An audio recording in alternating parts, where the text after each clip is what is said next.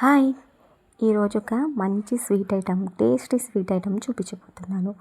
ఇది అందరికీ తెలిసిన రెసిపీనేనండి. కాకపోతే నేను నా స్టైల్లో ఎలా ప్రిపేర్ చేస్తాననేది చూపిస్తాను. దానికోసం ముందుగా స్టవ్ ఆన్ చేసుకొని ఒక వెడల్పాటి గిన్నె పెట్టుకొని దాంట్లో 3 టేబుల్ స్పూన్ నెయ్యి వేసుకున్నాను. నెయ్యి కొద్దిగా వేడైన తర్వాత నేను ఇక్కడ డ్రై ఫ్రూట్స్ వేయించుకుంటున్నాను. అంటే జీడిపప్పు, కిస్మిస్ మాత్రమే వేసుకున్నాను. మీకు ఇంకేమైనా కావాలంటే రిమైనింగ్ ఏవైనా డ్రై ఫ్రూట్స్ యాడ్ చేసుకోవచ్చండి. నేను మీకు అవైలబుల్గా ఉన్నాయన్నీ వేసుకోవచ్చు. నేనైతే జీడిపప్పు, కిస్మిస్ మాత్రమే వేస్తున్నాను. ఇవి బాగా వేయించుకొని తీసి పక్కన పెట్టుకోవాలి. ఈ రెసిపీని పండగలప్పుడు కంపల్సరీ వండుతూ ఉంటారండి. అందరి ఇళ్ళల్లో ఉంటుంది. ఏదైనా అకేషన్ ఉన్నప్పుడు కూడా కంపల్సరీగా వండుకుంటారు. మేమైతే స్వీట్ ఐటెం తినాలి అనుకుంటే అప్పటికప్పుడు చేసుకునే రెసిపీ ఏదైనా ఉంది అంటే ఈ పరమాన్నం రెసిపీ అండి. నా స్టైల్లో ఎలా ప్రిపేర్ చేస్తున్నాను అనేది చూపిస్తాను. ఇప్పుడు డ్రై ఫ్రూట్స్ వేయించుకొని పక్కన పెట్టుకున్న తర్వాత అదే గిన్నెలో నెయ్యి ఉంటుంది కదా, మరొక 2 టేబుల్ స్పూన్ వేసేసుకొని ఒక 1.5 గ్లాస్ వరకు వాటర్ పోసుకుంటున్నాను.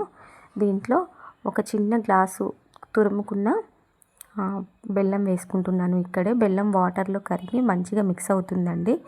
ఇలా చేస్తేనే మంచిగా అన్నం కూడా మంచిగా టేస్టీగా ఉంటుందండి. ఇప్పుడు దీంట్లో 1.5 గ్లాసు వాటర్కి 1.5 గ్లాస్ పాలు కూడా పోసుకోవాలండి. సేమ్ క్వాంటిటీతో వాటర్ తీసుకోవాలి, మిల్క్ తీసుకోవాలి. ఇప్పుడైతే దీంట్లో నేను ఒక 1/2 టేబుల్ స్పూన్ వరకు ఇలాచీ పౌడర్ వేసుకున్నాను. తర్వాత పాలు పోసుకుంటున్నాను. ఇవన్నీ ఈ పాలల్లో బాగా మిక్స్ అయిపోయి స్వీట్ అనేది మంచిగా కరుగుతుందండి. దాంట్లో బెల్లం బాగా కరుగుతుంది. అన్నంలో పలుకులు ఉండకుండా ఉంటుంది బెల్లం అనేది. ఇలాంటి స్టేజ్లోనే బెల్లం వేసుకొని కరిగించుకొని అన్నం వండుకుంటే బాగుంటుంది. ఇప్పుడు ఇదంతా కరిగే వరకు ఇదంతా ఒకసారి కలిపేసుకొని ఇలాచీ పౌడర్ వేసుకున్న తర్వాత పాలు పోసేసుకొని కలుపుకొని పాలు మరిగే వరకు అలా ఉంచుకోవాలి. ఇప్పుడైతే ఒక వన్ గ్లాసు అంటే చిన్న టీ గ్లాస్ మందం నేను రైస్ని నీట్గా కడిగి పక్కన పెట్టుకున్నానండి. ఒక పావు గంట ముందు నానబెట్టుకున్నాను. ఇప్పుడు పాలు తెరులుతూ ఉన్నాయి కదా, ఈ స్టేజ్లో రైస్ యాడ్ చేసుకోవాలి.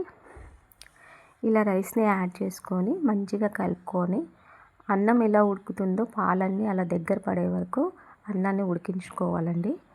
చూడండి వీడియోలో చూపించినట్టుగా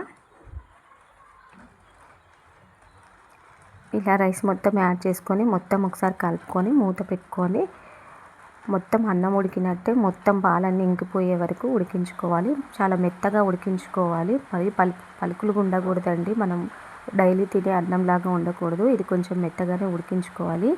నాకు తెలిసి కొత్త బియ్యంతో వండితే చాలా బాగా వస్తుందండి పరమాన్నం అనేది.